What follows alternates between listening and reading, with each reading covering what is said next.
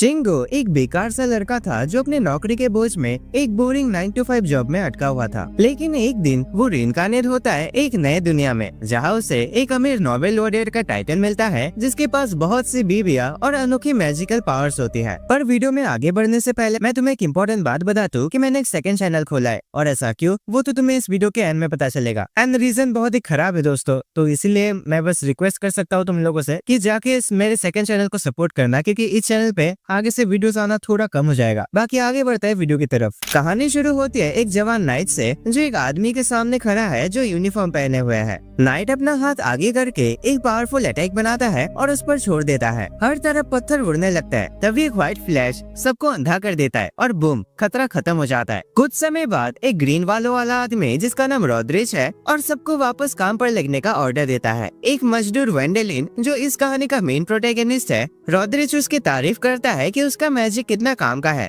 कहता है कि उसने सब कुछ एक ही पल में साफ कर दिया। वेंडेलिन घर लौटना चाहता है, लेकिन रॉड्रिच के कहने पर मजबूरन वो एक और एरिया के पत्थर साफ करने में हेल्प करता है। वापस घर आने पर वेंडेलिन थक चुका होता है, लेकिन जैसे वो अंदर आता है उसका स्वागत 3 लड़कियां करते हैं। एक लड़की जिसका नाम एलिजा है उसके साथ बैठते हैं, और तब हमें समझ आता है कि वेंडेलिन अपनी नजर सीधी क्यों नहीं कर पाता। एलिजा उसके सेहत को लेकर परेशान होती है क्योंकि वो हमेशा थका हुआ लगता है। वेंडेलिन बताता है कि रॉड्रिच ने आज भी उसे ज्यादा काम करा दिया। 3 लड़कियां लीना, लुइस और वेल्मो अपना गुस्सा दिखाती है कि वेंडेलिन का रिलेशन रॉड्रिच के साथ ठीक नहीं है और वो उसे एक नौकर की तरह ट्रीट करता है। लेकिन वेंडेलिन वैसे भी अपने आप को एक ऑफिस वर्कर ही समझता है। वेंडेलिन जल्दी से उठकर अपने कपड़े बदलने चला जाता है और तभी हम उसके पिछले जीवन को देखते हैं, 10 साल पहले का, जब उसकी जिंदगी एक नरक बन चुकी थी। एक दिन वो हर रोज की तरह थक कर घर लौटा है और सोफे पर थोड़ा आराम करता है, लेकिन अचानक उसकी आँख खुलती है और वो अपने आप को उठने पर मजबूर करता है। वो एक अच्छा सा डिनर बना लेता है, लेकिन जैसे ही वो उसको खाने निकलता है उसके होश खोने लगते हैं और कुछ अजीब सा फील होता है। जब शिंगो जागता है तो सोचता है कि उसका डिनर कहाँ गया और उसके सामने ये अजीब सा खाना क्यों है जो उसने कभी नहीं देखा। जब वो ग्लास उठाता है तो उसे अपना हाथ एक बच्चे जैसा लगता है। वो एक प्लेट उठाता है अपना रिफ्लेक्शन देखने के लिए और उसे समझ आता है कि वो वाकई एक बच्चा बन गया है। वो अपने आसपास देखता है और हैरान हो जाता है क्योंकि वो एक आलीशान महल में होता है। थोड़ा और सोचने के बाद उसे समझ आता है कि वो किसी रॉयल शादी में है। बेचारा वेंडेलिन अपने किस्मत पर यकीन नहीं कर पाता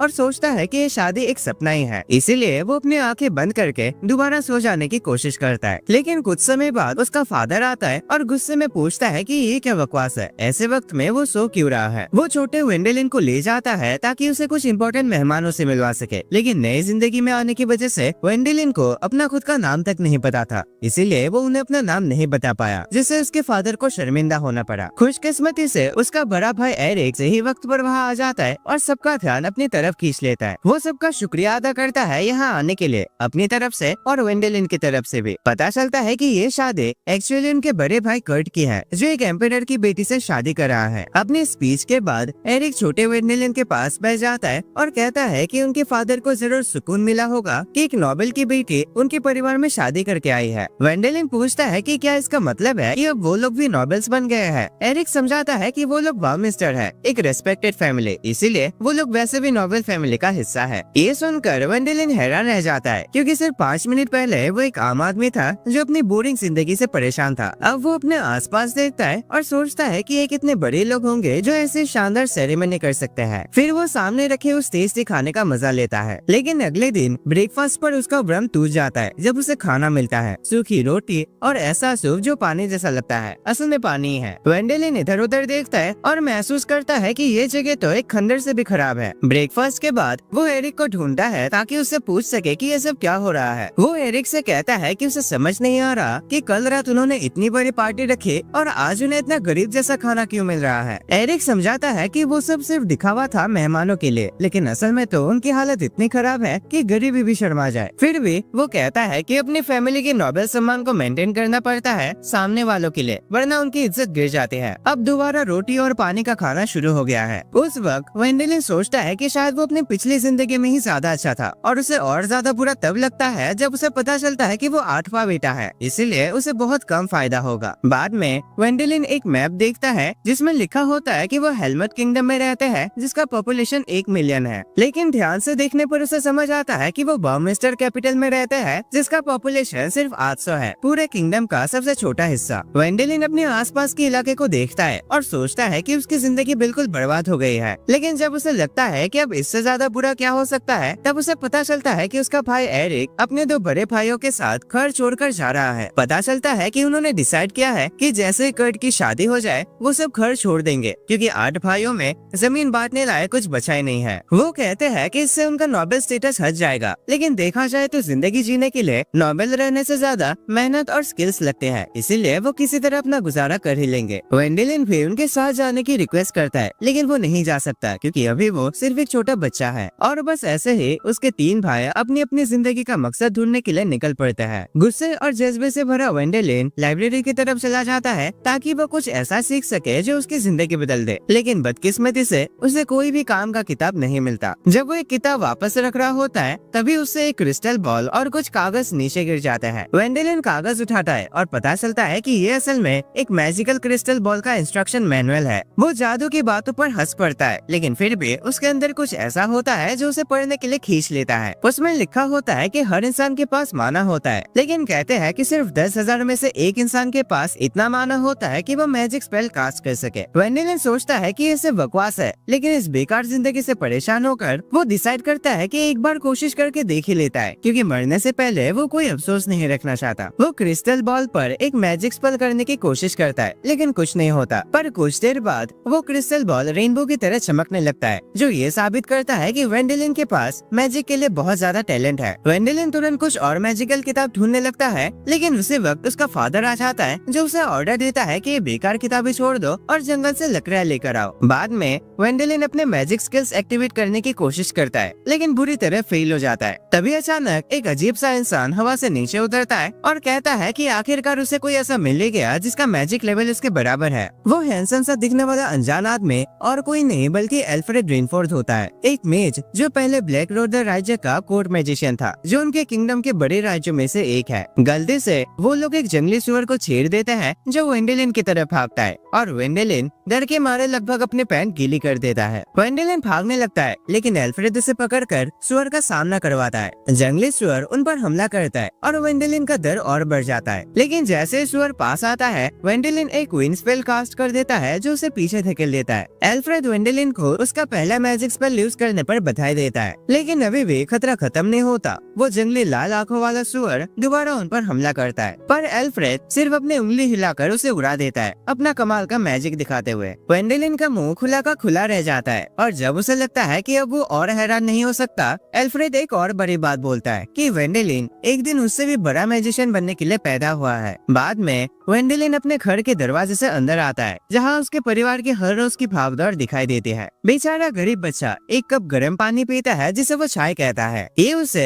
एल्फ्रेड के साथ पहले मुलाकात की याद दिलाता है, जब उसने उसे सही में एक कप गर्म चाय दिया था, और वो हंसी से याद करता है कि कैसे उस मैजिशियन ने एक पूरे जंगली सुअर को अपने छोटे से बैग में फिट कर लिया था। बिना वक्त गवाए एल्फ्रेड वेंडेलिन को याद दिलाता है कि उनकी मैजिक की क्लासेस अगले दिन से शुरू होंगे, और वो कहता है कि उनकी ये बातें किसी को भी पता नहीं चलना चाहिए। एल्फ्रेड बताता है कि ऐसा इसलिए क्योंकि अगर लोगों को पता चल गया कि वो मैजिक यूज कर सकता है तो उसे इस राज्य का अगला राजा भी बनाया जा सकता है, जिससे उसके परिवार के ऊपर बाकी नोबल्स का खतरा बन सकता है, यहाँ तक कि उसके भाइयों के बीच भी लड़ाई हो सकती है। और क्योंकि वो अभी एक बच्चा है तो इतनी सारी मुसीबत उसके नाजुक दिल पर भारी पड़ सकता है। वेंडेलिन का पहला लेसन एल्फ्रेड के मैजिक को अपने एबिलिटीज के साथ मिलाने का होता है। उनका गोल होता है एक दूसरे के माना को बराबर करना। एल्फ्रेड के बार बार भरोसा दिलाने के बावजूद कि वेंडेलिन में बहुत पोटेंशियल है, वो छोटा लड़का महसूस करता है कि अपने मास्टर के हाथ अजीब तरह से ठंडे हैं। इसी दौरान वेंडेलिन के फादर को पता चलता है कि क्रिस्टल बॉल अपनी जगह से हिला है, और उन्हें शक होता है कि वेंडेलिन ने ही उसे छुआ होगा। लेकिन आखिर में वो इस बात को हंसकर टाल देता है, क्योंकि उन्हें लगता है कि उनका बेटा एक बेकार नालायक है और उसके पास मैजिक का टैलेंट हो ही नहीं सकता। ऐसे काफी दिन बीत जाते हैं और वेंडेलिन एल्फ्रेड की गाइडेंस में जबरदस्त प्रोग्रेस करता है और कई सारे एडवांस मैजिक मैजिक भी सीख लेता है। एल्फ्रेड मदद के तौर पर वेंडेलिन के परिवार के लिए ताज़ी सब्जियां लेकर आता है और जब वेंडेलिन उसे अपने परिवार को दिखाता है तो सब हैरान हो जाता है कि वो इसे कहाँ से लेकर आया। शाम को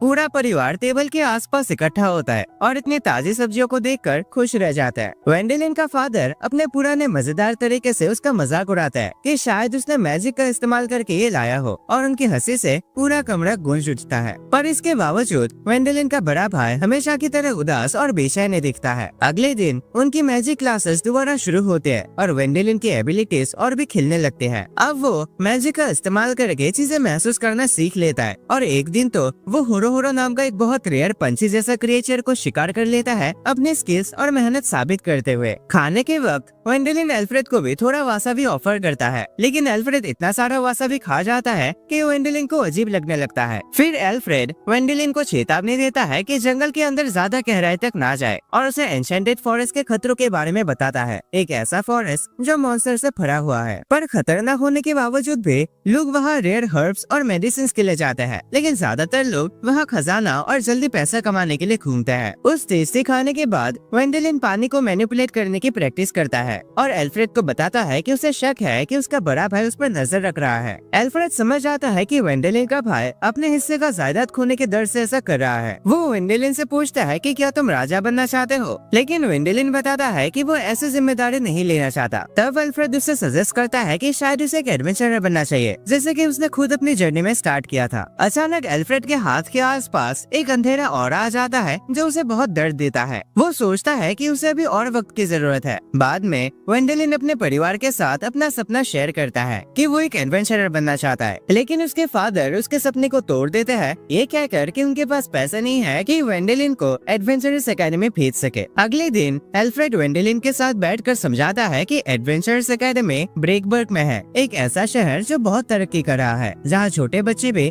गिल्ड ज्वाइन करके अपना सामान बेचकर असली पैसा कमा सकता है। वेंडेलिन और भी ज्यादा एक्साइटेड हो जाता है जब उसे लगता है कि वो अपनी ट्यूशन के लिए खुद पैसा कमा पाएगा, लेकिन एडमिशन पाने के लिए उसे पहले कुछ ऐसे स्पेल सीखना पड़ेगा जिससे कि वो उस जगह तक पहुंच सके, यानी कि उड़ने वाला मैजिक या फिर टेलीपोर्टेशन मैजिक। इन दोनों में से किसी एक को मास्टर करना होगा। एल्फ्रेड स्पेल का एक झलक देता है, वेंडेलिन को आसमान में बहुत ऊंचा ले जाता है और उसे नीचे की दुनिया का होश उड़ा देने वाला नजारा दिखाता है। उसी रात एक भयंकर काला औरा दोबारा लौट आता है, एल्फ्रेड के पूरे शरीर को खेल लेता है और उसे बहुत दर्द देता है। अगली सुबह जब वो उड़ने वाले स्पेल का प्रैक्टिस कर रहे होते हैं, एल्फ्रेड वेंडेलिन को बताता है कि उनका ट्रेनिंग जल्दी ही समाप्त हो जाएगा। वेंडेलिन ने बहुत ही कमाल की प्रोग्रेस की है और अब वो अपनी जर्नी शुरू करने के लिए तैयार है। शाम को घर पर खाना खाते वक्त उनके फादर एक डरावनी कहानी सुनाते हैं नजदीकी जंगल में व्हिस्परिंग डेड के बारे में, एक ऐसा अनडेड प्राणी जिसके पास अकल है। वो प्राणी है तो डेड बॉडी ही जो बहुत पहले मर चुके होते हैं, लेकिन उनकी अधूरी इच्छाओं की वजह से उनमें जान होती है। ऐसे जीव शुरुआत में तो अपने होश में रहते हैं, लेकिन अगर उन्हें शुद्ध नहीं किया गया तो वो बाद में ज़ॉम्बीज बनकर इंसानों पर हमला करते हैं। ये सुनकर वेंडेलिन को अचानक एहसास होता है कि एल्फ्रेड उन्हीं में से एक है, क्योंकि उसका शरीर भी एक डेड बॉडी की तरह ठंडा है। वो इतना सफेद है जैसा लगता है कि उसके अंदर खून ही नहीं है और यहाँ तक कि उसके सेंसेस भी नहीं है। इसी वजह से वो तुरंत उसे ढूंढने निकल पड़ता है। एल्फ्रेड वेंडेलिन को अपना सच बताता है। वो 5 साल पहले एक व्हिस्परिंग डेड बन गया था। उस वक्त पुराने राजा का सबसे बड़ा बेटा बीमार पड़ गया था, जिसके इलाज की तलाश में राजा एन्चेंटेड फॉरेस्ट गया। एल्फ्रेड उसके साथ बॉडीगार्ड के रूप में था, लेकिन उन पर 2000 मॉन्स्टर की सेना ने हमला कर दिया। थक कर और घायल होकर एल्फ्रेड गहरी पछतावा लेकर मर गया और वही पछतावा उसे एक व्हिस्परिंग डेड में बदल दिया। लेकिन ये प्राणी तभी मुक्त होते हैं जब उनकी इच्छा पूरी हो जाती है। एल्फ्रेड की इच्छा थी कि वो अपना जादू का ज्ञान आगे की जनरेशन को पास करे और ये मकसद उसने फाइनली पूरा कर लिया। अपनी आखिरी परीक्षा के रूप में एल्फ्रेड वेंडेलिन को कहता है कि वो होली मैजिक का यूज करे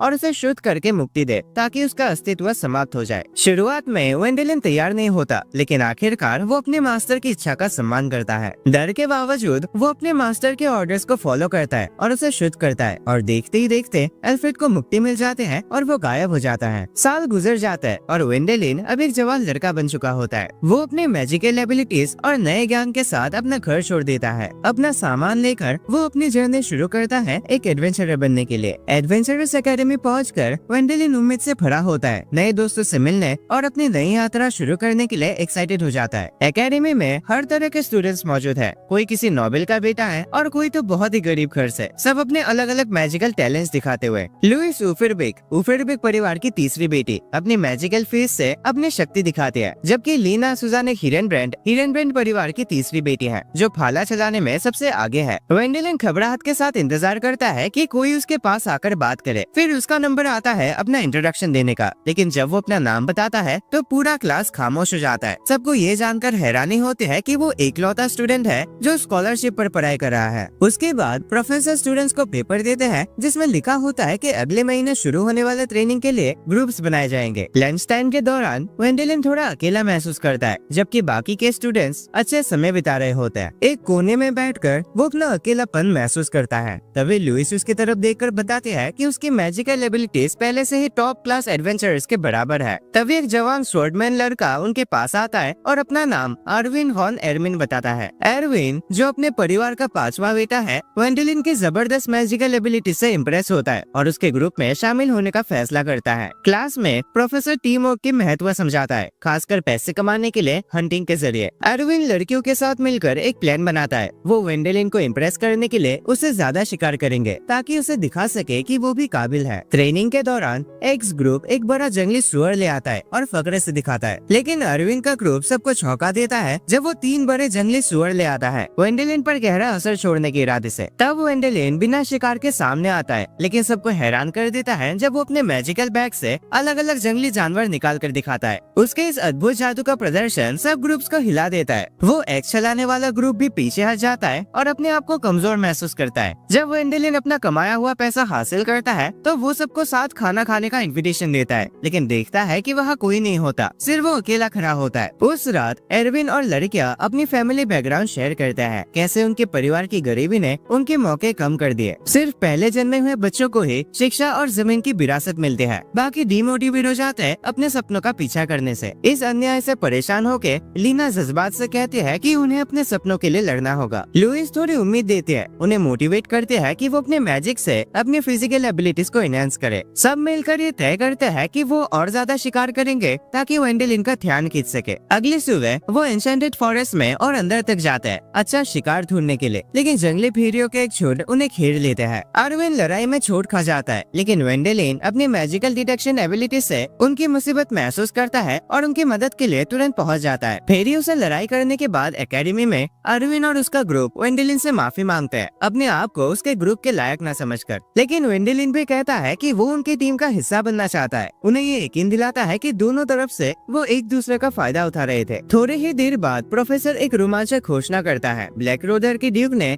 सब एकेडमी स्टूडेंट्स को एक बड़ी पार्टी के लिए निमंत्रण भेजा है। पूरी एकेडमी में एक्साइटमेंट भर जाते हैं और सब स्टूडेंट्स उस इवेंट का बेसब्री से इंतजार करने लगते हैं। लेकिन एक्स चलाने वाला ग्रुप ये एक्साइटमेंट कम करने की कोशिश करता है, ये कहकर कि ये पार्टी सिर्फ एक बहाना है ताकि ड्यूक वेंडेलिन से मिल सके और बाकी स्टूडेंट्स को इग्नोर किया जा रहा है। उनकी कोशिशों के बावजूद वेंडेलिन, एरविन का ग्रुप और बाकी स्टूडेंट्स उस पार्टी के लिए तैयारी करते हैं अपने सबसे अच्छे कपड़े पहनकर। इवेंट में ड्यूक अपना इंट्रोडक्शन देता है एमेडियस वॉन ब्लैक रोडर और वेंडेलिन से मिलने की गुजारिश करता है। वेंडेलिन मान जाता है, पर सिर्फ इस शर्त पर कि उसका ग्रुप भी उसके साथ आ सके। वो अरविन और लड़कियों की तरफ इशारा करता है जो इस अचानक रिक्वेस्ट से हैरान हो जाते हैं। जैसे वो ड्यूक के महल में एंटर करते हैं, उनका स्वागत कोर्ट मैजिशियन ब्रेन से क्लिंस्टेड करता है, जो तुरंत वेंडेलिन को एल्फ्रेड के स्टूडेंट के रूप में पहचान लेता है उसके मैजिकल बैग की वजह से। ब्रेन खुलासा करता है कि उसने एल्फ्रेड का मैजिक ट्रैक किया था, लेकिन वो 7 साल पहले गायब हो गया। अपनी पहचान कंफर्म करने के बाद वेंडेलिन बताता है कि बैग में उन आदमियों की चीजें हैं जो एल्फ्रेड के साथ गए थे और वो चाहता है कि इन्हें बाद में वापस करे। महल के बाहर एरविन और लड़कियां वेंडेलिन के बचपन के बारे में बात करते हैं। उनकी हैरानी के लिए वेंडेलिन खुद सामने आता है और वो लोग कन्फेस करते हैं कि उन्होंने उसे यूज करना चाहा था, लेकिन वेंडेलिन समझाता है कि दोनों तरफ के अपने रीजंस थे और वो सच में उनके साथ ग्रुप बनाना चाहता है। उन्हें उसकी बातों में ईमानदारी दिखाई देती है और वो उसका ऑफर मान जाते हैं। अचानक एमेडियस और ब्रेन सामने आकर वेंडेलिन को बताते हैं कि उसके मदद के लिए उन्हें एक बड़ा इनाम मिलेगा और उसे अपने मास्टर एल्फ्रेड की विरासत मिलेगी। आखिर में वेंडेलिन खुद को एक बड़े से महल में अकेला खाना खाते हुए पाता है और सोचता है कि वो अपने दोस्तों को भी यहाँ लाकर एक साथ रह सकते हैं, क्योंकि ये जगह सिर्फ एक अकेले इंसान के लिए नहीं है। वो अपने साथियों के बारे में सोचता है और आगे के एडवेंचर्स के लिए एक्साइटेड होता है। वेंडेलिन फैसला करता है कि वो अपने पार्टी मेंबर्स को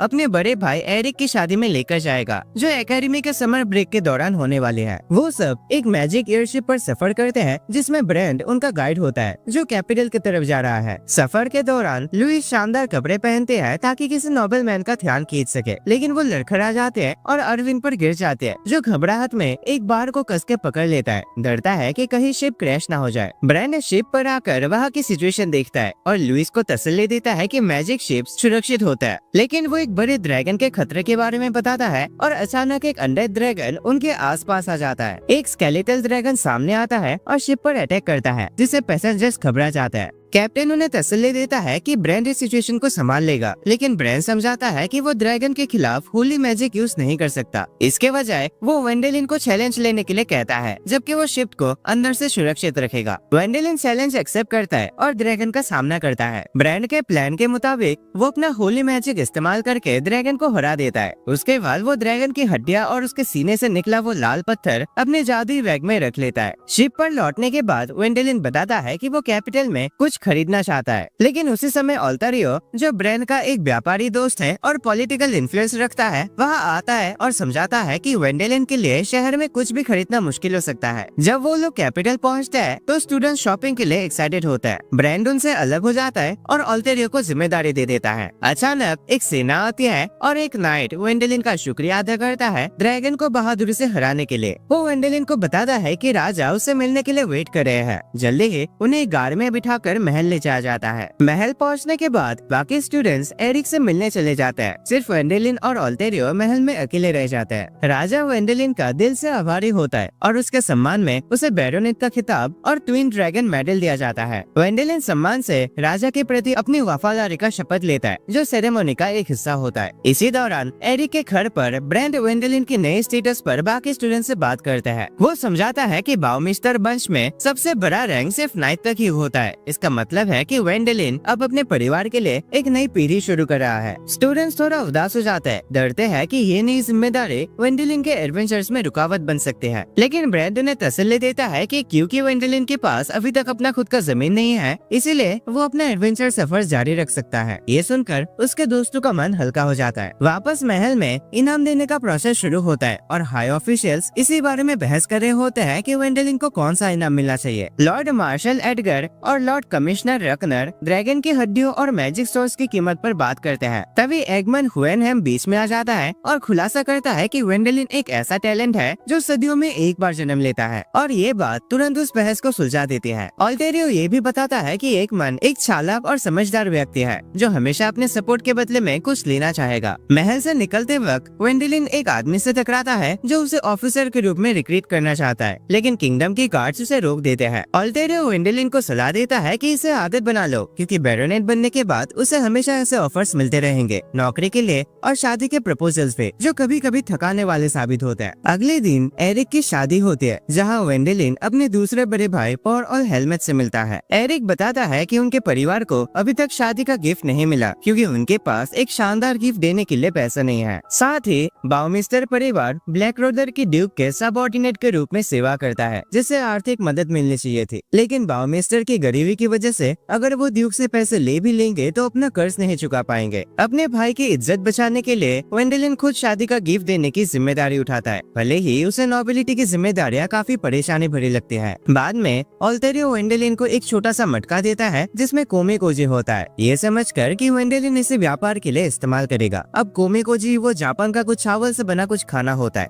लेकिन वेंडेलिन सबको हैरान कर देता है उन्हें अपने घर टेलीपोर्ट करके, और बताता है कि ये अब उनका नया घर होगा। वहाँ वो उन्हें सिखाता है कैसे मिसो बनाते हैं कोजी का इस्तेमाल करके। जब सब लोग इस टेस्टी मिसो का मजा लेते हैं तो वेंडेलिन अपने ऑफिस वर्कर वाले दिन याद करता है। दिन के अंत में वेंडेलिन खुशी से अपने परिवार और दोस्तों की सेवा करता है और टेस्टी खाना खाता है। सीन चेंज होता है और कार्डिनल होएनहेम अपनी पोती एलिजा को बुलाता है और उसे बताता है कि उसने उसके हस्बैंड को चुन लिया है। सर्च सेरेमनी के बाद कार्डिनल होएनहेम वेंडेलिन को इनवाइट करता है और वेंडेलिन भी उनके लिए कुछ टॉफी ले जाता है शुक्रिया के तौर पर। तब एलिजा कार्डिनल की पोती वहाँ आती है और अपना इंट्रोडक्शन देती है। वेंडेलिन उसके मैजिक एबिलिटीज को महसूस करता है, खासकर उसके हीलिंग मैजिक को, जिस वजह से शहर के लोग उसे सेंट कहकर बुलाते हैं। तभी कार्डिनल उसे अपनी इच्छा बताता है कि वो एलिसे से शादी करे। ये भी बताता है कि उसके लिए ऑलरेडी कई सारे रिश्ते आए थे। वेंडेलिन मजाक में कहता है कि अगर उसे भी ऐसा रिश्ता मिल जाए तो मजा ही आ जाता, लेकिन कार्डिनल इसे गंभीरता से लेता है और तुरंत उनकी सगाई फिक्स कर देता है, अपनी चतुराई दिखाते हुए। बाद में कार्डिनल अपने बटलर से सगाई पर बात करता है और खुलासा करता है कि उसने पहले ही राजा की मंजूरी ले ली थी। वो वेंडेलिन के उस तोहफे के बारे में भी बात करता है जो उसने सर्च के तरक्की के लिए उन्हें दिया था, जो ये साबित करता है कि वेंडेलिन सिर्फ मैजिक एबिलिटीज में ही नहीं बल्कि हर एक चीज को अच्छे से सोचता है। इसी बीच वेंडेलिन जोकर के रूप में भेष बदलकर अपने दोस्तों को अपने सगाई की खबर देता है। उसे एहसास होता है कि नोबल्स के लिए रोमांटिक शादी जैसे कोई चीज नहीं होती और उनके बीच लव मैरिजेस बहुत कम होती है। उसके भाई की पत्नी उसके इस जोकर कॉस्ट्यूम में मदद करते हैं। वेंडेलिन जोकर का भेष बनाकर कैपिटल की गलियों में निकलता है ताकि बिना पहचाने शहर देख सके, लेकिन एक स्पीयरमैन उसे देख लेता है और पहचान लेता है, जिससे हंगामा मच जाता है। लोग उसे पहचान लेते हैं और भीड़ जमा हो जाते हैं, जो वेंडेलिन के लिए परेशानी बन जाती है। भारी भीड़ से बचने के लिए वो टेलीपोर्ट कर जाता है। घर लौटकर वेंडेलिन अरविन और एरिक से शिकायत करता है कि लोग उसे पहचान जाते हैं। अरविन सलाह देता है कि वेंडेलिन उसे अपना बॉडीगार्ड बना ले और वेंडेलिन मान जाता है और उसे अपना गार्ड बना लेता है। वेंडेलिन बाद में टेलीपोर्ट करके कार्डिनल के घर पहुंचता है, जहां उसकी मुलाकात एलिसे से होती है। वो रूफटॉप पर जाता है ताकि एक प्राइवेट बातचीत कर सके, जिससे वो उसे और अच्छी तरह से जान पाए। असल में वो उससे उनकी एंगेजमेंट के बारे में उसकी राय लेना चाहता है, क्योंकि वो पूरी जिंदगी एक दुख भरी शादी में नहीं फंसना चाहता। खुशकिस्मती से जब वो एलिसे से इन सब के बारे में पूछता है तो एलिसे उसे बताती है कि वो इस अरेंजमेंट से काफी खुश है। ये सुनकर वेंडेलिन भी खुश हो जाता है। शाम को वेंडेलिन अपने घर लौटकर लड़कियों को अपने नए जॉब के बारे में बताता है, जिससे उनका भी इंटरेस्ट जागता है कि शायद वो भी हायर हो जाए। लेकिन अरविन उन्हें मजाक में चिढ़ाता है कि वो उसकी सबऑर्डिनेट्स बन जाए, जिसे वो लड़कियां तुरंत मना कर देती हैं। उसके बजाय वो मजाक मजाक में सुझाव देते हैं कि वो वेंडेलिन की बीवियां बन जाएंगे। लुइस कपड़ों का डिजाइन बनाना शुरू करते हैं और लीना को समझाते हैं कि अगर वो वेंडेलिन की वाइफ बने तो उसे स्कूल शुरू करने और खुद को अपने परिवार के सामने साबित करने का मौका मिलेगा। इससे मोटिवेट होकर लीना भी इस प्लान में शामिल हो जाती है। जब वेंडेलिन उन लड़कियों के कपड़ों की बातें सुन रहा होता है, तब उसे अगले दिन एलिसे के साथ एक डेट का इनविटेशन मिलता है। दोनों साथ में लंच करते हैं और खाना खत्म होने के बाद बटलर ये सुझाव देता है कि एक जेंटलमैन होने के नाते वेंडेलिन को एलिसे को एक गिफ्ट देना चाहिए। थोड़ा शर्मा कर वेंडेलिन मान जाता है और दोनों एक ज्वेलरी स्टोर जाकर एंगेजमेंट रिंग्स देखते हैं। वेंडेलिन उनकी इतनी ज्यादा कीमत देखकर हैरान हो जाता है, लेकिन थोड़ा सोचने के बाद वो एक स्पेशली डिजाइन एंगेजमेंट रिंग खरीदता है, जिसमें एक मैजिकल स्टोन होता है, जिसकी कीमत 300 गोल्ड कॉइंस होती है। घर लौटने के रास्ते में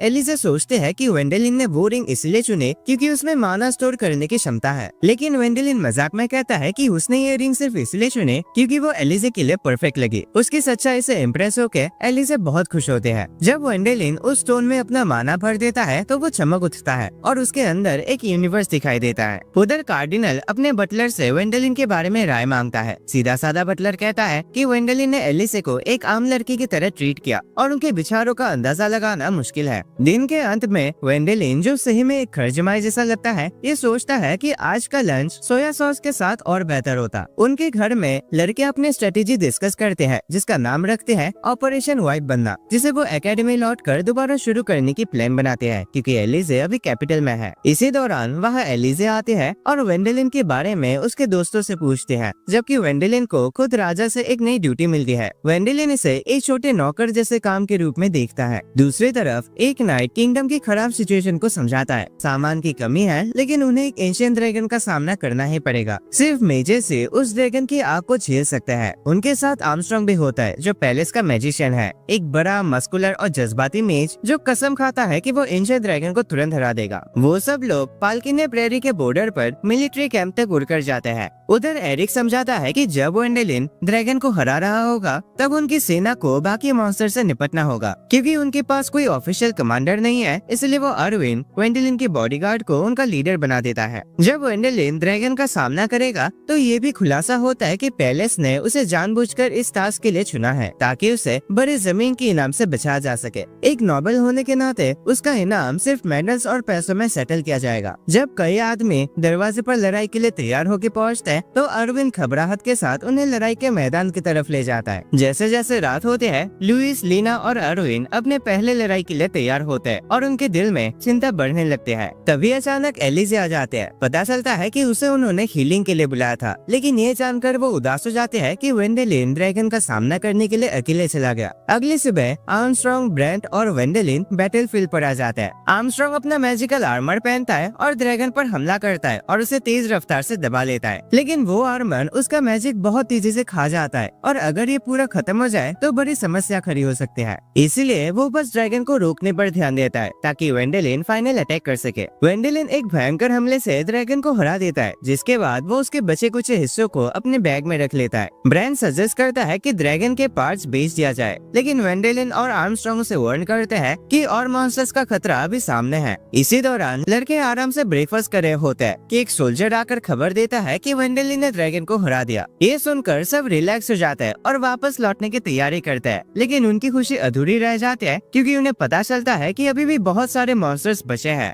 जब एलिजे का माना खत्म हो जाता है तो वो अपनी रिंग का इस्तेमाल करके उसे दोबारा भर लेते हैं। उसे वेंडेलिन की पहले की बात याद आती है जब उसने कहा था कि वो बस हीरो होने का नाटक करता है। एलिजे समझ जाते हैं कि अगर वेंडेलिन हिम्मत कर सकता है तो वो भी कर सकते हैं, इवन जब उसका माना खत्म हो रहा हो। वो मेडिसिन का ध्यान रखते रहते हैं और सोल्जर्स की बातें सुनती है जो वेंडेलिन की तारीफ कर रहे होते हैं। एक सुबह एक सोल्जर कैंप में आता है और वेंडेलिन का लास्ट नेम बोलता है, जिससे एलिजे घबरा जाते हैं कि कहीं वेंडेलिन को कुछ हो ना गया हो और तुरंत उसे देखने भागते हैं। लेकिन जब वो वहाँ पहुँचते हैं तो देखते हैं कि वो उसका भाई है जो थकान से जमीन पर गिरा होता है। तभी वेंडेलिन उसके पास आ जाता है और उसे सरप्राइज मिलता है। इस अचानक मुलाकात से एलिजे बेहोश हो जाती है। जब वो होश में आती है, वेंडेलिन उसे तसल्ली देता है कि सब कुछ ठीक है और कहता है कि वो इतनी जल्दी हारने वाला है नहीं, जिसे सुनकर एलिजे को हिम्मत मिलती है। एलिजे ये कन्फेस करती है कि उसे पता है कि वेंडेलिन कोई असली हीरो नहीं है, जो वेंडेलिन के चेहरे पर एक मुस्कान ले आता है। थोड़ी देर बाद आर्मस्ट्रॉन्ग बहुत खुशी के साथ एलिजे को गले लगाने आ जाता है और बताता है कि वो उसका अंकल है। आखिरकार सभी कैपिटल में आ जाते हैं। वहाँ लड़कियां परेशान होते हैं कि उनका प्लान खतरे में है क्योंकि अब एलिजे वेंडेलिन के साथ रहने वाली है। जब एलिजे वेंडेलिन से मिलने जाते हैं तो वो एज्यूम करते हैं कि वेंडेलिन पहले ही लुइस और लीना से एंगेज्ड है, लेकिन वेंडेलिन एलिजे से पूछते हैं कि अगर उसके पास कुछ और पत्नियां हो तो क्या उसे प्रॉब्लम होगी, जिसके जवाब में एलिजा कहती है कि उसे कोई प्रॉब्लम नहीं है। अचानक लुइस और लीना बीच में टपक पड़ते हैं और कहते हैं कि वो उसे शादी करना चाहते हैं और वेंडेलिन उनकी बात मान लेता है। वेंडेलिन के भाई उसे याद दिलाते हैं कि देश की नजर उसके हर कदम पर है। वो एक आने वाले टूर्नामेंट का जिक्र करता है जहां वेंडेलिन को सिर्फ अपने तलवारबाजी पर भरोसा करना होगा बिना किसी मैजिक के। ये खबर वेंडेलिन को परेशान कर देती है क्योंकि वो हमेशा से मैजिक पर निर्भर रहा है और बिना उसके लगभग वो बेकार हो जाता है। ट्रेनिंग सेशन के दौरान लड़के अपने मैजिक से अपनी ताकत बढ़ाकर अरविंद को हरा देते हैं, जो अपनी हार से ओवर रिएक्ट करता है। तभी वो नोटिस करता है कि वेंडेलिन उनके ऊपर उड़ रहा है और लीना मेंशन करते हैं कि उसके कार्डिनल से मुलाकात हुई थी। बाद में ब्रेंडेक के साथ बातचीत में लड़के टूर्नामेंट के डिटेल्स डिस्कस करते हैं। ब्रेंडेक बताता है कि जीतना जरूरी है ताकि शर्मिंदगी ना हो। वो सजेस्ट करता है कि लड़कियां बिना मैजिक के प्रैक्टिस करे और अरविंद समझता है कि उसे भी अपने आप को सुधारना होगा। डिनर के दौरान ब्रेंडेक की वार्निंग के बाद उन्हें पता चलता है कि वॉरेन, जो पहले टूर्नामेंट का विनर था, इस बार कम्पीट नहीं करेगा। वेंडेलिन को ये जानकर राहत मिलती है कि उसका असली मकसद है शर्मिंदगी से बचना। ब्रेंड ये भी शेयर करता है कि एलिजा उनके एडवेंचरर ग्रुप ज्वाइन करेगी, भले ही वो टूर्नामेंट में हिस्सा ना ले। लेकिन अरविंद थोड़ा परेशान हो जाता है क्योंकि वो ग्रुप का एकलौता मेंबर है जिसके पास मैजिक नहीं है। पर वो सबको हैरान कर देता है जब वो बताता है कि उसने फैसला कर लिया है कि वो टूर्नामेंट जीतेगा। अगली सुबह सब लोग बहुत ज्यादा हार्ड ट्रेनिंग करते हैं और अरविंद खास तौर पर फोकस रहता है कि वो अपना एक अलग पहचान बना पाए। लंच ब्रेक के दौरान वेंडेलिन एक बड़ी बात बोलता है कि वॉरेन इस बार भी कम्पीट करेगा क्योंकि राजा चाहता है कि वो जीते ताकि आगे की जनरेशन उसे एक इंस्पिरेशन की तरह ले सके। ये खबर अरविंद को और परेशान कर देता है और वो वेंडेलिन से पूछता है कि अगर वो हार गया तो क्या उसे ग्रुप से निकाल दिया जाएगा। वेंडेलिन उसे तसल्ली देता है कि ऐसा कुछ नहीं होगा और ये भी बताता है कि एलिजाबेथ चुप के ट्रेनिंग कर रही है क्योंकि वो किसी को निराश नहीं करना चाहते। इस बात से अरविंद को ये समझ आता है कि जिनके पास मैजिक है वो भी घबराहट महसूस करता है। अरविंद लड़कियों से माफी मांगता है और दोबारा ट्रेनिंग में लग जाता है। टूर्नामेंट के दिन एलिजा सबके लिए खाना लेकर सरप्राइज करते हैं, जबकि वेंडेलिन इतना थक जाता है कि खड़े खड़े ही सो जाता है। जब उसकी बारी आती है वॉरेन के खिलाफ लड़ने की, तो वेंडेलिन अपना सारा हौसला जोड़ता है, ये जानते हुए कि उसे अपनी पूरी कोशिश करनी होगी, चाहे सामने का ओपोनेंट कितना भी शक्तिशाली क्यों ना हो। वॉरेन एक जबरदस्त अटैक से वेंडेलिन को नॉकआउट कर देता है, जिससे वो लड़खड़ाकर वापस ब्रेंड और आर्मस्ट्रॉन्ग के पास आ जाता है, जो काफी दुखी हो गए थे क्योंकि वेंडेलिन हार गया। लुइस प्रिलिमिनरी राउंड तक पहुंची गई थी, लेकिन बदकिस्मती से उसे भी वापस आना पड़ा, जिसके बाद लीना खुद को रॉड्रिग्स के सामने पाते हैं, एक जिद्दी फाला चलाने वाला जो वेंडेलिन को लेकर ऑब्सेस्ड है और उसकी टीम को ज्वाइन करने की उम्मीद रखता है। लीना उसकी ताकत से हैरान रह जाते हैं, पर अफसोस की बात है कि वो हार जाते हैं और वापस वेंडेलिन और लुइस के साथ जुड़ जाते हैं, जहां वो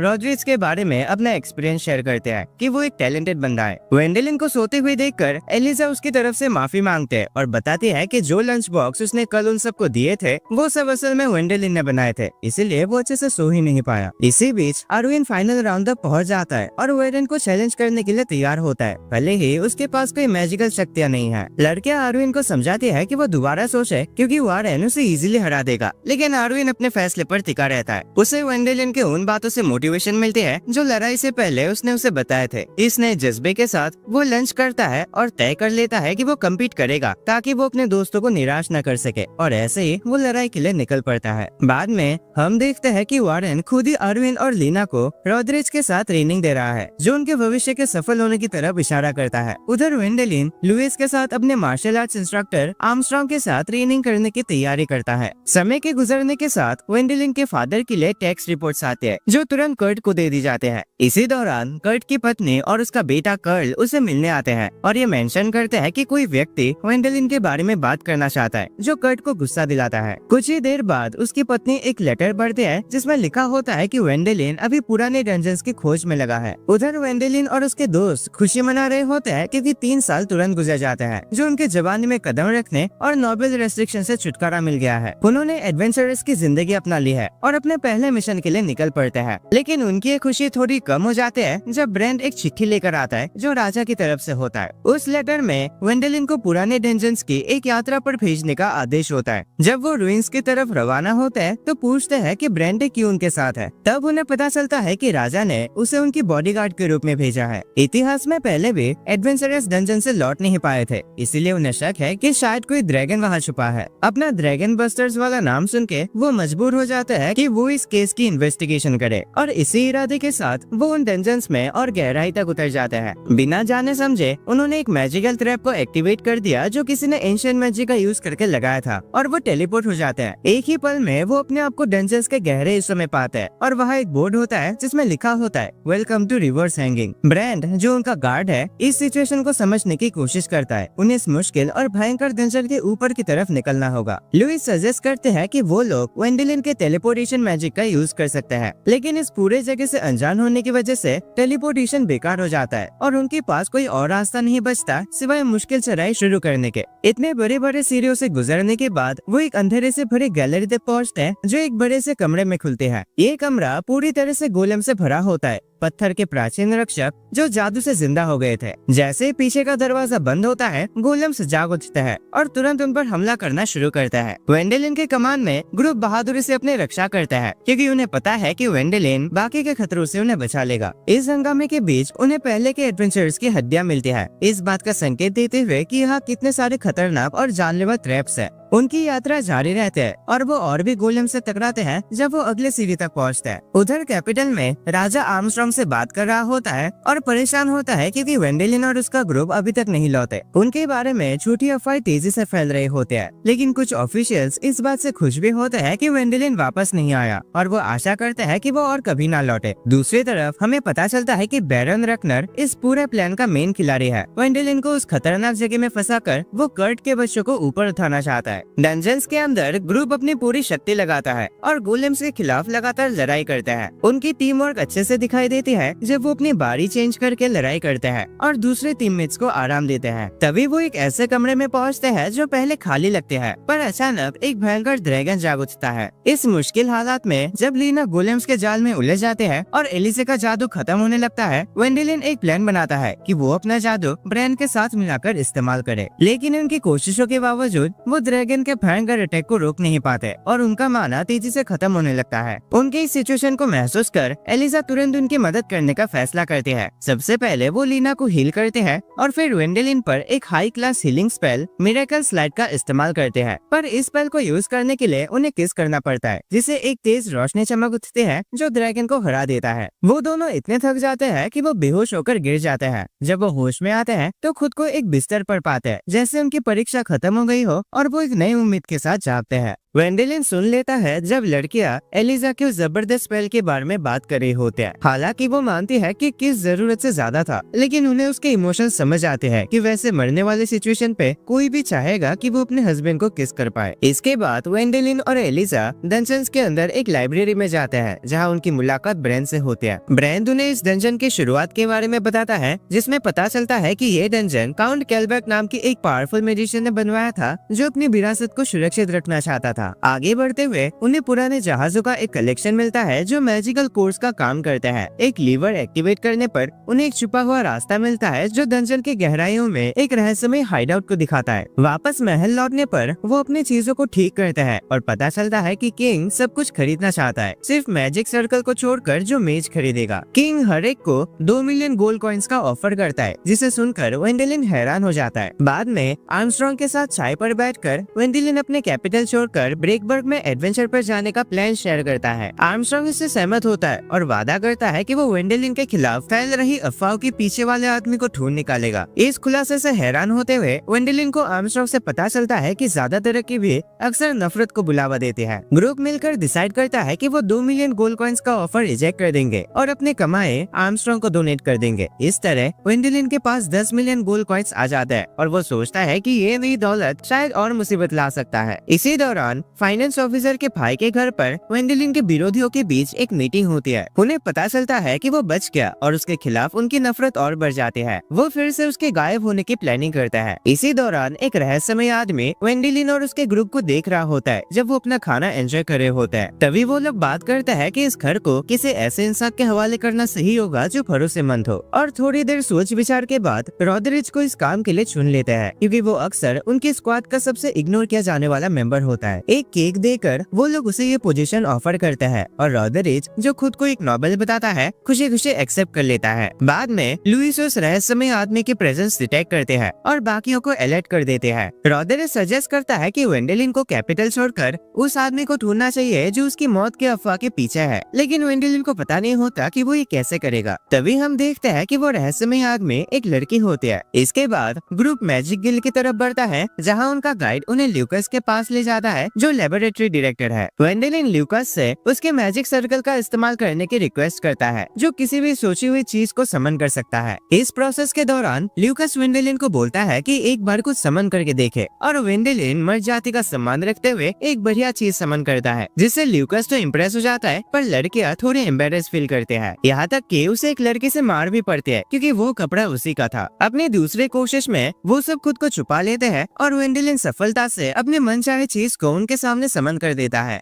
वापस महल लौटने पर वेंडेलिन एक मीटिंग होस्ट करता है। यहाँ रॉदरिच ये पता लगा लेता है कि फाइनेंस ऑफिसर का भाई ही वो झूठी अफवाह फैला रहा था। इससे इम्प्रेस होकर वेंडेलिन एक इन्वेस्टिगेशन शुरू करता है। इसी बीच वो जासूस लड़की इस दावत को देखती है जिसमें वेंडेलिन ने जादू की मदद से खाना भी बनाया होता है। क्यूरियस होकर वो महल के अंदर घुस जाते हैं और हंगामा खड़ा कर देते हैं। उसके तोड़फोड़ करने के बावजूद वो वेंडेलिन का सामना करते हैं और खाना खाना शुरू कर देते हैं। तभी एडगर आता है और उस घुसपैठिए को इंट्रोड्यूस करता है, विल्मा एस्केहन, जो उसकी बेटी होते हैं और अपने आप को बॉडीगार्ड या वेंडेलिन के पत्नी के रूप में ऑफर करते हैं। ब्रेंड उसके कंडीशन को समझाता है, हीरो सिंड्रोम, जो उसकी ताकत को मैजिकली बूस्ट करता है। वेंडेलिन अपना प्लान रिवील करता है कि वो हंटिंग के लिए ब्रेकबर्ग जा रहा है, लेकिन एडगर उसे सरप्राइज करता है और मॉन्स्टर हंटिंग के बारे में एक नया खुलासा करता है। तभी ड्यूक भी वेंडेलिन के पास आता है और एक रिक्वेस्ट रखता है। अगले सीन में हम कर्ट की वाइफ को देखते हैं, जो अपने हस्बैंड को वेंडेलिन के बारे में खबर देती है कि उसकी मौत हो गई है। कर्ट यह सुनकर दुखी हो जाता है और रोने लगता है, पर हमें भी पता है कि ये सब नाटक है। लेकिन जब वो खिड़की के बाहर वेंडेलिन और दूसरे बच्चों को देखता है तो हैरान रह जाता है। दूसरी तरफ हम वेंडेलिन के पेरेंट्स को देखते हैं, जो बढ़िया से गर्म पानी, मेरा मतलब चाय पीता है, जो उसके बुरे वक्त की याद दिलाता है। ब्रैंड बताता है कि 15 साल पहले ड्यूक ऑफ ब्लैकरोदर ने एक आर्मी को एन्चेंटेड फॉरेस्ट में भेजा था उनके बेटे की इलाज के लिए, लेकिन अफसोस वो सब मरे हुए पाए गए और एल्फ्रेड भी उस आर्मी का हिस्सा था। वेंडेलिन का फादर कहता है कि उन्होंने भी उस लड़ाई में मदद के तौर पर काफी सैनिक भेजे थे। ब्रैंड समझाता है कि उन मरे हुए सोल्जर्स के बॉडीज अब अनडेड, खासकर जॉम्बीज बन चुके हैं। वो आगे बताता है कि ड्यूक ने वेंडेलिन और उन सबको ये जिम्मेदारी दी है कि वो सारे अनडेड को प्यूरिफाई करे, इससे पहले कि वो भयंकर मॉन्स्टर्स बन जाए, क्योंकि ज़ॉम्बीज उनके एरिया में है। वेंडेलिन के फादर को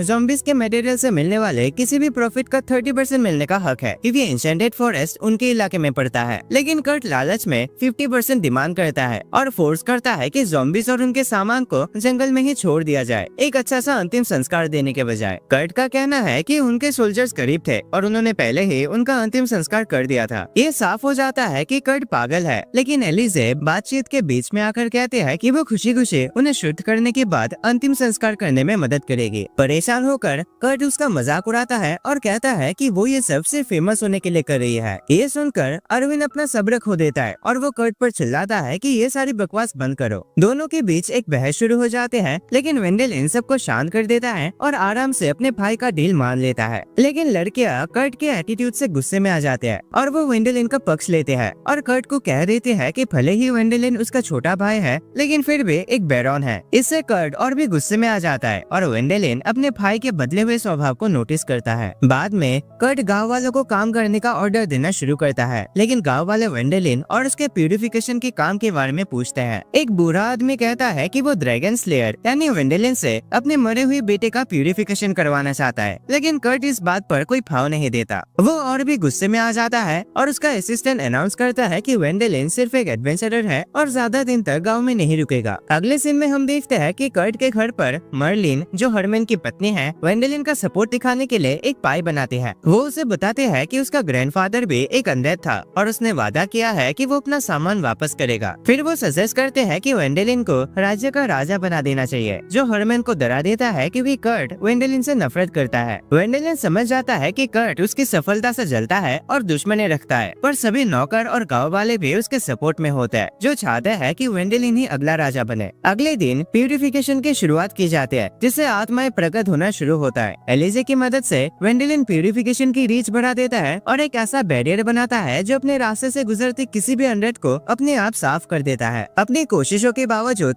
मर्लिन के दादाजी उन स्पिरिट के बीच में नजर नहीं आते। अचानक एक ड्रैगन समन हो जाता है, जिसे विल्मा अपने एक्स से मार गिराती है और उन्हें भी शुद्ध कर देती है। जैसे जैसे मॉन्स्टर सामने आते हैं, ग्रुप सभी को एक एक करके प्यूरिफाई करता है। आखिरकार वो मर्लिन के दादाजी का सामना करते हैं, जो अब एक अनडेड में बदल चुका होता है। वो अपने पोती के बारे में पूछता है और वेंडलिन उसे भरोसा दिलाता है कि वो एक दयालु इंसान के साथ सुरक्षित है। ये सुनकर वो शांत हो जाता है और एलिजे उसका प्यूरिफिकेशन करते हैं, जिससे वो वापस लौट सकता है। जब वो आर्मर्स गाँव वालों को देते हैं, तो गाँव वाले अपनी शुक्रिया अदा करते हैं, लेकिन कर्ट का नाजुक ईगो इसमें दखल देता है और वो बताता है कि आर्मर्स को ब्लैकस्मिथ को दे दिया जाए क्योंकि उनके राज्य में आयरन की कमी है। गाँव वाले इस बात से सहमत नहीं होते क्योंकि वो अपने गुजर चुके घर वालों को सम्मान देना चाहते हैं और आर्मर्स को उनके अंतिम संस्कार में इस्तेमाल करना चाहता है। वेंडलिन बीच में आकर कर्ट को जबरदस्ती आर्मर्स लेने से रोकता है और उसके बदले उसे एक बड़ा आयरन का टुकड़ा ऑफर करता है। ये चीज कर्ट को और भी गुस्सा दिला देता है और गाँव वाले वेंडलिन की इस मदद से खुश होते हैं और उसे राज्य का अगला लीडर मानने लगते हैं। जब वो द्वीप के पास वापस लौटता है, वेंडलिन को ऑर्डर मिलता है कि गाँव वालों के सामान को अच्छे से सॉर्ट करने के लिए गाँव वापस जाए, उन्हें गाँव वालों के हाथ में देने से पहले। एलिजे की मदद से उन मरे हुए गाँव वालों का अंतिम संस्कार होता है, जहाँ वो प्रार्थना करते हैं और क्योंकि कर्ट उनके साथ मौजूद नहीं है, तो इसके ऊपर भी बातें शुरू हो जाती है और क्लाउस गाँव वालों की बातों को चुपचाप सुनता है। जैसे गाँव वाले इकट्ठा होते हैं, ग्रुप उनका मनोरंजन करता है, जिससे क्लाउस का ध्यान उनकी तरफ आ जाता है। बाद में वो वेंडलिन के पास आकर उसे इस राज्य का लॉर्ड बनने का प्रस्ताव देता है। वो बताता है कि असल में सिर्फ वो लोग ही नहीं, बल्कि रॉयल फैमिली भी यही चाह रहे हैं। ब्रेंटेक का आना ये दर्शाता है कि रॉयल फैमिली भी इस फैसले को सपोर्ट करता है कि वेंडलिन को इस जगह का लॉर्ड बनाना है। दूसरी तरफ हम देखते हैं कि राजा अपने साथियों के साथ वेंडलिन को लेकर होने वाले उत्तराधिकारी के बारे में बात कर रहा होता है। ब्रैंड वेंडलिन को अलग ले जाकर एक प्राइवेट बात करता है और समझाता है कि ये जगह उनके किंगडम का सबसे बेकार और गरीब जगह इसलिए है क्योंकि आज तक जितने भी लॉर्ड यहाँ बने हैं, कोई भी इसकी तरक्की के ऊपर काम नहीं करना चाहता था और क्योंकि कर्ट का स्वभाव भी ठीक नहीं है, इसलिए रॉयल फैमिली जानते हैं कि अगर उसे इस जगह का अगला लॉर्ड बना दिया गया तो वो इसे नरक बना के ही छोड़ेगा। इस समस्या को सुधारने के लिए राजा अपने लोगों के साथ एक सीक्रेट प्लान बनाता है, जो ये है कि कर्ट को वेंडलिन पर हमला करने के लिए उकसाना है, जिससे वो उसे गिरफ्तार कर सकेंगे और यहाँ से निकाल देंगे और इस तरह वेंडलिन के लॉर्ड बनने का रास्ता साफ हो जाएगा। इसी वजह से ड्यूक चाहता था कि वेंडलिन अपने गाँव जाए प्यूरिफिकेशन प्रोसेस के लिए, क्योंकि ऐसे वो लोगों के बीच हीरो बन जाएगा जो कर्ट को उकसाने के लिए काफी था। जब वेंडलिन ब्रेंड से सवाल करता है कि उसने ये प्लान उसे पहले क्यों नहीं बताया, तो ब्रेंड उसे तसल्ली देता है और कहता है कि ये परिणाम तब भी वही होता चाहे वेंडलिन को पहले पता होता। वेंडलिन इस प्लान के खतरों को लेकर परेशान होता है, लेकिन ब्रेंड उसे तसल्ली देता है कि वो सिचुएशन पर नजर रख रहा है और अपने फोकस को बनाए रखने के लिए कुछ दिन तक शराब भी नहीं पी। हालांकि लॉर्ड बनने को लेकर उसके मन में अभी भी डाउट है, लेकिन वेंडेलिन ब्रैन की बात को मान लेता है कि उसका प्रभाव में भी लोगों के बीच थोड़ी शांति ला सकता है और वो सच में इस जगह के तरक्की के लिए जितना हो सके मदद करना चाहता है। अगले दिन वेंडेलिन अपने दोस्तों को इस प्लान के बारे में बताता है। वो इस फैसले से काफी ज्यादा सहमत होते हैं और उसे मोटिवेट करते हैं कि बिना ज्यादा सोच विचार किए प्लान के मुताबिक काम करो, जैसे वो अक्सर करता है। थोड़ी देर बाद एमिलिया और उसके बेटे वेंडेलिन से मिलने आते हैं और अपने जबरदस्त मैजिक का थोड़ा झलक दिखाते हुए वो उनका मनोरंजन करते हैं,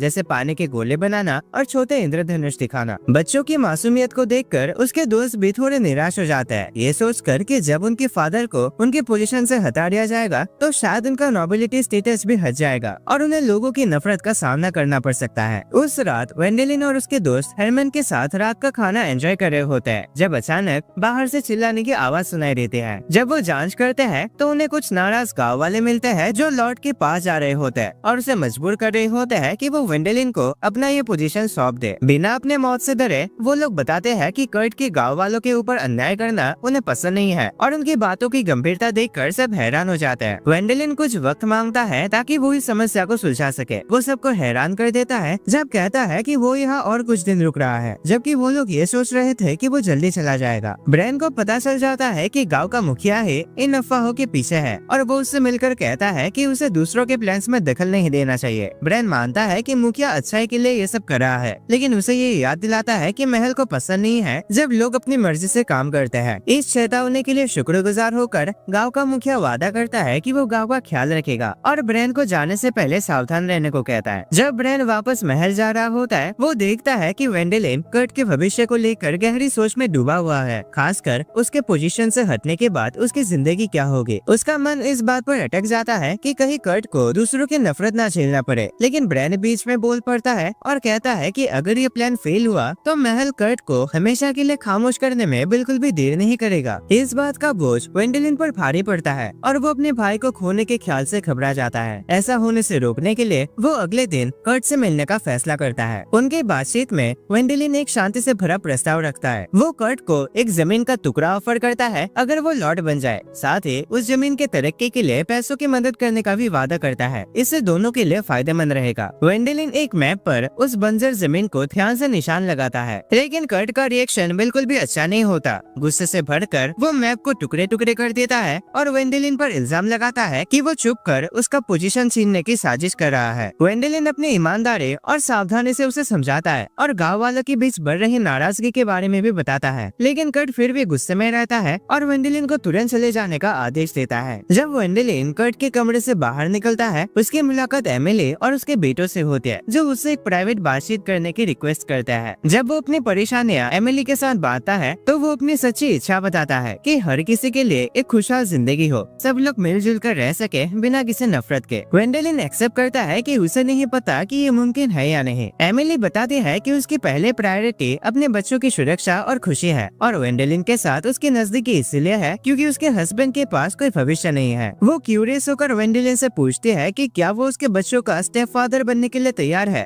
वेंडेलिन मजाक के साथ सवाल को टाल देता है और कहता है कि उसके पास पहले से ही कई लड़कियों के साथ एंगेजमेंट्स है। कर्ट और एमिलिया से मिलने के बाद वेंडेलिन अपने अगले कदम को लेकर परेशान हो जाता है, लेकिन अपने दोस्तों के साथ खाना बनाते हुए वेंडेलिन फैसला करता है कि वो लॉर्ड का पोजीशन संभालेगा। ध्यान से सोचने के बाद वो अपनी शर्तों पर इस जिम्मेदारी लेने का फैसला करता है। महल के बेकार प्लान्स को ठुकरा कर एक अनोखा तरीका अपनाता है। वो इस प्लान को अंजाम देने के लिए और सभी लोगों की जान बचाने के लिए अपने दोस्तों के सपोर्ट मांगता है, जो उसके साथ खड़े रहने का वादा करते हैं। अपने इस हौसले के साथ वो गांव को सुरक्षित रखने के मिशन पर निकल पड़ता है। अगली सुबह वेंडेलिन और उसके साथियों ने गांव के एक कोने को एक छोटे से मार्केट में बदल दिया था। एक स्टॉल पर अलग अलग चीजें सजाई गई थी, जिसमें उनकी मशहूर और फेवरेट मेयोनेज, शानदार कपड़े और कुछ रेयर चीजें शामिल थी जो सिर्फ कैपिटल से लाए गए थे। गांव वाले उनके शॉप पर जाकर उनकी चीजों की क्वालिटी देखकर हैरान रह जाते हैं क्योंकि ये दूसरी जगह मिलने वाले खराब क्वालिटी वाली चीजों से काफी बेहतर थी। लेकिन वेंडेलिन के बिजनेस की सफलता ने कर्ट के आदमियों के बीच जलन पैदा कर दी, जो अपने लीडर से मदद मांगते हैं। फिर भी कर्ट खुद वेंडेलिन के जबरदस्त मैजिकल पावर्स के सामने बेकार महसूस करता है और उसकी फ्रस्ट्रेशन एक पागल गुस्से में बदल जाती है। जब उसके आदमी हार कर बिखर जाते हैं, वेंडेलिन ने मौका पकड़कर उनका सामना करता है। वो अपने दोस्तों के साथ उनके सामने आकर खड़ा हो जाता है, उनके चारों तरफ घेरा बनाकर उनकी शिकायतें सुनने को तैयार हो जाता है। अगले दिन दिन कर्ट को एक कड़वा सच पता चलता है जब उसे मालूम होता है कि उसके वफादार लोग उसके भाई के कामों से इम्प्रेस हो गए हैं। उन्होंने उसका साथ छोड़ दिया क्योंकि वेंडेलिन ने उनको कैपिटल में कुछ दिन आराम की वेकेशन मनाने का ऑफर दिया था। इसी बीच वेंडेलिन कैपिटल की तरफ रवाना होता है ताकि रॉड्रिज को अपना प्लान बताए कैसे कर्ट की पॉलिटिकल ताकत को कमजोर करने के लिए उसके सपोर्टर्स को अपनी तरफ खींच लेगा। उसके बाद दोनों मिलकर अपार्टमेंट ढूंढने लगते हैं, पर वेंडेलिन के सपने सिर्फ लोगों को अपनी तरफ करने तक ही सीमित नहीं है। वो एमिली और उसके 2 बेटों के लिए एक घर भी ढूंढता है ताकि वो शांति से अपना गुजारा कर सके जब तक वो लॉर्ड का पद संभालेगा। वही कर्ट के लिए वो प्लान करता है कि उसे सर्च भेज दिया जाए जो किंगडम से दूर एक शांत जगह है, लेकिन उन्हें पता नहीं होता कि रकनर अपने दिल में बुराई का इरादा रखकर पीठ पीछे प्लान बना रहा है। उसकी चाल तब सामने आती है जब वो कर्ट को एक मैसेज भेजता है। कर्ट अकेला बारिश में खड़ा है, बदले के ख्यालों में डूबा हुआ, जब एक आदमी उसके पास आता है। वेंडेलिन ने जब अपने आदमियों को सफल तरीके से रिश्वत दे दी थी, तब रकनर का मैसेंजर कर्ट को अपने मालिक का तोहफा देता है, एक मशहूर आइटम जिसे ड्रैगन फ्लूट कहा जाता है, जो वादा करता है कि कर्ट को अपने मैजिशियन भाई को खत्म करने में मदद करेगा। रकनर की इस अचानक मदद को देखकर कर्ट हैरान होता है और मैसेंजर से और डिटेल्स मांगता है। जब उसे पता चलता है कि रकनर का असली मकसद उस जमीन पर हक जमाना है जो अभी बेकार पड़ी हुई है, तो कर्ट अपने फायदे को देखकर इस ऑफर को मान लेता है। वो फैसला कर लेता है और जंगल में निकल पड़ता है जहाँ वेंडेलिन और उसके साथी इंतजार कर रहे होते हैं। जैसे वो अकेला उनके पास आता है, ब्रैन को तुरंत उसके नए कॉन्फिडेंस का एहसास हो जाता है, जो इस बात का संकेत है कि उसके पास कुछ कीमती चीज है। इस बदलाव को महसूस करते हुए वेंडेलिन तय करता है कि वो अपने भाई का सामना करेगा और उनकी मुलाकात को सिर्फ एक इत्तेफाक बताएगा। लेकिन कर्ट समझदारी से महसूस कर लेता है कि वेंडेलिन के साथ ही पत्तों के पीछे छुपे हुए हैं। वो गुस्से से भर जाता है और बेकार की गालियां वेंडेलिन को देने लगता है। धीरे धीरे उसका व्यवहार अजीब हो जाता है और वो किसी पागल की तरह कहता है कि चाहे वेंडेलिन कितनी भी जबरदस्त टैलेंट रखता हो, लेकिन वो जन्म के हिसाब से 8वें बेटे होने के कारण कभी भी जमीन का वारिस नहीं बन सकता। तभी कर्ट अपने हाथ में ड्रैगन फ्लूट दिखाता है जो उसे रकनर ने दिया था और धमकी देता है कि अगर किसी ने भी हिलने की कोशिश की तो वो इसे बजा देगा। ब्रैन तुरंत ही उस लेजेंडरी फ्लूट को पहचान लेता है और समझ जाता है कि ये ड्रैगन्स की आर्मी को बुलाने की शक्ति रखती है, एक ऐसी ताकत जिसका सामना उनके ग्रुप भी मुश्किल से कर पाएगी। वेंडेलिन के दोस्त कर्ट के इस पागलपन से घबरा जाता है और चेतावनी देते हैं कि अगर ड्रैगन्स आ गए तो कितना भयंकर परिणाम हो सकता है, लेकिन कर्ट उनकी बातों को मजाक बनाकर उड़ा देता है, जोर से हंसकर कहता है कि ड्रैगन्स फ्लूट पकड़ने वाले को नुकसान नहीं पहुंचाएगा। वेंडेलिन जितनी भी समझाने की कोशिश करता है, कर्ट अपने परिवार और साथियों को गद्दार कहकर बुलाता है। वो और भी ज्यादा पागलपन में डूब जाता है, अपने बीबी और बच्चों की भलाई की परवाह किए बिना सिर्फ इस बात का लालच करता है कि वेंडेलिन की मौत से कितना पैसा कमाएगा। अपने भाई के इस पागलपन को देखकर वेंडेलिन और ज्यादा सीरियस हो जाता है और वो उस पर हमला करने के लिए तैयार हो जाता है, लेकिन कर्ट उसको डराने के लिए धमकी देता है कि अगर कोई आगे बढ़ा तो वो फ्लूट बजा देगा। और वेंडेलिन लास्ट मोमेंट पर डर जाता है कि कहीं उसका पागल भाई सच में वो बजा ना दे। वो वेंडेलिन के आंखों में इस डर को देखकर एक सुकून महसूस करता है और जोर जोर से हंसने लगता है। अपने महान मैजिशियन भाई को डर के मारे कांपता देखकर खुश होता है। आखिर में कर्ट एक आखिरी कोशिश करता है और वेंडेलिन पर इल्जाम लगाता है कि अगर उनकी मौत होती है तो उसके हाथ खून से भर जाएंगे क्योंकि उसने इस राज्य का राजा बनने की कोशिश की। वो जोर से फ्लूट को बजाने के लिए रेडी होता है और उसकी ताकत को बुलाने के लिए तैयार हो जाता है। इसी वक्त ब्रेंटिक इस मौके का फायदा उठाता है और अचानक कर्ट पर हमला कर देता है, लेकिन वो ये देखकर चौंक जाते हैं जब फ्लूट उस हमले को रोक देता है। कर्ट मुस्कुराता है,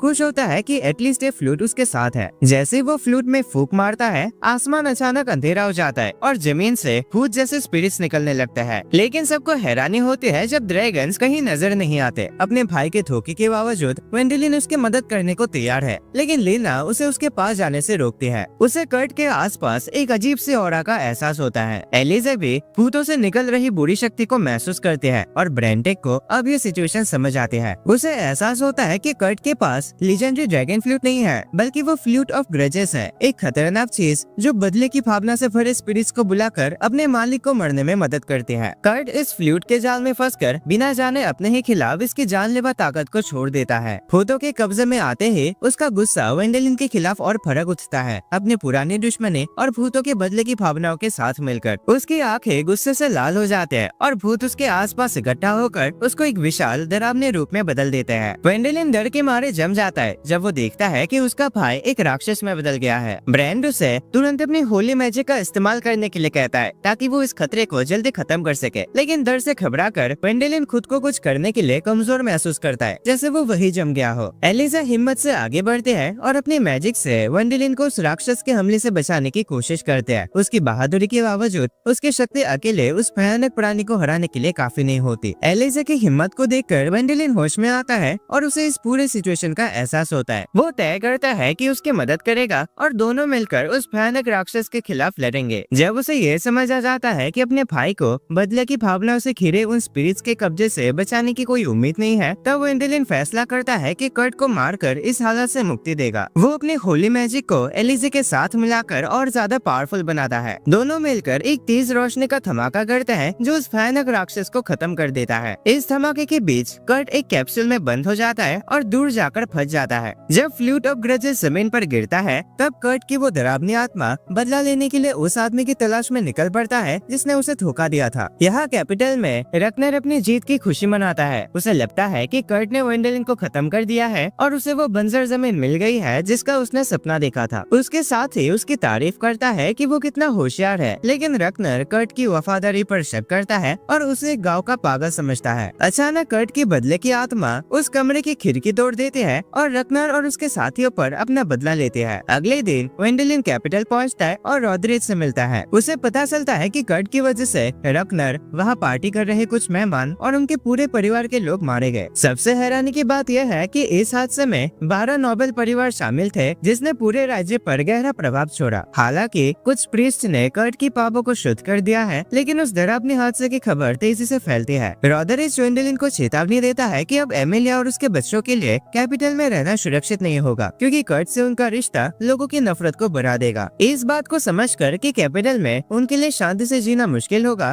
वेंडेलिन फैसला करता है कि उन्हें कहीं और बसाया जाए। उसे इस बात का दुख होता है कि वो अपनी भाभी के लिए ज्यादा नहीं कर सका। बाद में जब वो आर्मस्ट्रांग और ब्रेन से मिलता है तो बताता है कि हरमन ने एमिलिया और उसके बच्चों को अपने परिवार के साथ थोड़ी देर के लिए रखने का फैसला किया है। वो इस सिचुएशन पर बात करते हैं और कहता है कि उसे उन स्वार्थी और बदमाश लोगों से बहुत गुस्सा आता है जो छुपकर अपने फायदे के लिए दूसरों को खिलौने की तरह इस्तेमाल करते हैं। वो रत्नर को श्राप देता है और राजा के साथ खड़े उन सभी नोबेल लोगों को स्वार्थी बताकर उनकी बुराई करता है, लेकिन ब्रेन बीच में बोल पड़ता है और वेंडेलिन को अपने अंदर झांकने और एक नोबेल होने के नाते अपने आप को स्वीकार करने के लिए कहता है। ब्रेन के शब्द वेंडेलिन पर गहरा असर करता है जो उसे कई दिनों तक उदासी में डुबो देता है। उसकी परेशानी को महसूस करते हुए एलिजा उसके इमोशंस को समझ लेती है और उसे शांति और हौसला देने के लिए आगे आते हैं। वो उसे समझाती है कि दूसरों के गलत कर्मों के लिए उसे जिम्मेदारी लेने की जरूरत नहीं है। एलिजा के ये तसल्ली देने वाले शब्द वेंडेलिन के दिल को थोड़ी राहत देते हैं और उन नॉवेल्स की बातों को ठुकरा कर उसे एक दयालु राजा बनने के लिए मोटिवेट करता है जो अपने लोगों की भलाई के लिए काम करे। एलिजा के इन बातों से मोटिवेट होकर वेंडेलिन ईमानदारी से फैसला लेता है कि वो अब एक अच्छा नोबेल बनने के रास्ते पर चलेगा। अपने इस फैसले को मजबूत करते हुए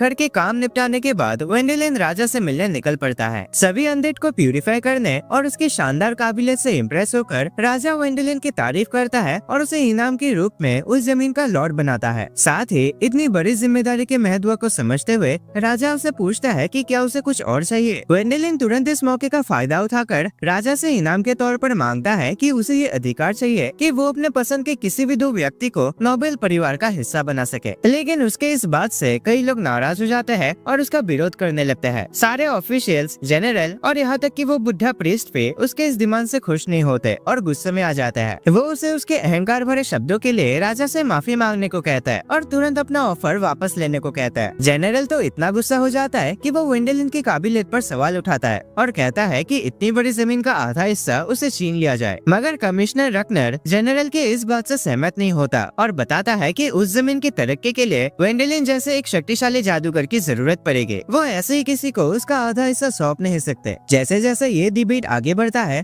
वो बुढ़ा प्रीस्ट भी अपनी राय देते हुए इस बहस को और तेज कर देता है। तब ड्यूक एमेडियस खुद इसमें शामिल होता है और खुलकर वेंडेलिन का साथ देता है, लेकिन जब ये बहस खत्म होने का नाम ही नहीं ले रहा होता तब आर्मस्ट्रांग सबको चुप करा देता है और वेंडेलिन को अपनी मांग वापस लेने की सलाह देता है। हैरानी की बात यह है कि आर्मस्ट्रांग खुद आगे बढ़कर ये सुझाव देता है कि अगर उस जमीन का बंटवारा करना ही है तो वो उस आधे हिस्से की जिम्मेदारी लेगा, क्योंकि वो एक मैजिशियन भी है और इससे किसी को दिक्कत भी नहीं होगी। लेकिन राजा उसके सुझाव को मना कर देता है और और कहता है कि वेंडेलिन को ही उस जमीन की तरक्की और लोगों की विकास के लिए वो जिम्मेदारी संभालना होगा। और इस बात को समझते हुए राजा वेंडेलिन के उस ऑफर को एक्सेप्ट करता है और उसे 2 नोबेल पोजीशन देने का अधिकार देता है और उसे बैरन से काउंट के पोजीशन तक प्रमोट किया जाता है। इसी बीच आर्मस्ट्रांग चुपके से वेंडेलिन का साथ देता है, जिसे देखकर दोनों एक दूसरे को जानने समझने वाले आंखों से देखते हैं। राजा उनके सीक्रेट प्लान का एहसास कर लेता है, फिर भी वो अपने फैसले पर आगे बढ़ता है। वेंडेलिन के उस जमीन की तरक्की के लिए जिम्मेदार मानकर उसे एक अच्छा सा पोजीशन ऑफर करता है। अपना इनाम लेकर घर लौटने के बाद वेंडेलिन एमिली को बताता है कि जब उसके बच्चे बड़े हो जाएंगे तो वो उन्हें नोबेल टाइटल्स देने का इरादा रखता है। उसकी इस मदद के लिए एमिली उसका शुक्रिया अदा करती है और फिर से उसे अपने बच्चों का स्टेप फादर बनने का प्रस्ताव देती है, लेकिन वेंडेलिन तुरंत मना कर देता है। इसके बाद वो अपनी जगह की तरक्की करने के काम में पूरी तरह लग जाता है, जिसमें अर्विन और रॉदरिच उसकी फील्ड में मदद करते हैं, जबकि वेंडेलिन एक जगह से पत्थर हटाकर आराम करने की कोशिश करता है। तभी रॉदरिच उस पर दबाव बनाता है कि वो एक और साइड पर काम शुरू करे और चर्च बनाने के लिए पत्थरों को उड़ा दे। जल्दी ही वेंडेलिन को पता चलता है कि वो बुद्धा प्रीस्ट इस इलाके में एक चर्च तैयार करने की प्लान बना रहा है, जो राजा के साथ हुए एक समझौते का हिस्सा है। इसके अलावा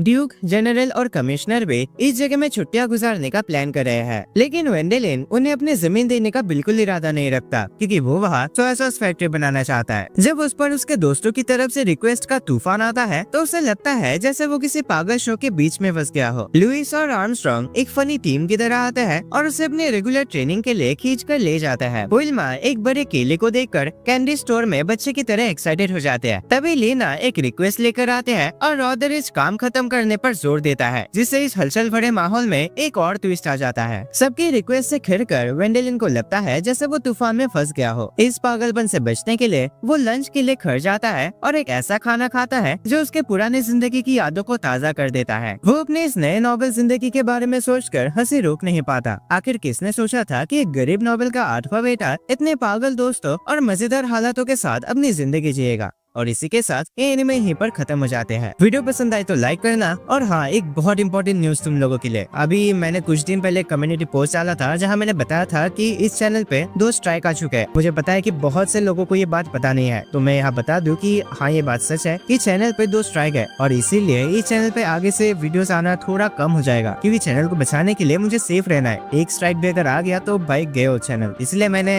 सेफ रहने के लिए एक सेकंड चैनल खोला है। तो सब लोगों से रिक्वेस्ट है कि उसे जाकर सब्सक्राइब कर लो, क्योंकि आगे से वीडियोस उसी चैनल पे आने वाले हैं। इस वीडियो की डिस्क्रिप्शन पे उस सेकंड चैनल का लिंक है, तो जाके सब्सक्राइब कर लो। और मेरे चैनल के डिस्क्रिप्शन या फिर कम्युनिटी पोस्ट में जाकर भी तुम मेरे सेकंड चैनल को सब्सक्राइब कर सकते हो। तो जल्दी से जाके सपोर्ट करो एंड मैं ऐसे ही तुम्हारे लिए मजेदार एनिमेस लेकर आऊंगा। पर अभी इस वक्त मुझे तुम्हारे सपोर्ट की बहुत जरूरत है, तो मैं रिक्वेस्ट करता हूँ कि जल्दी से जल्दी उस चैनल पे भी अपना प्यार देना। एंड मैं तुम्हें मिलता हूँ एक और नए वीडियो पर।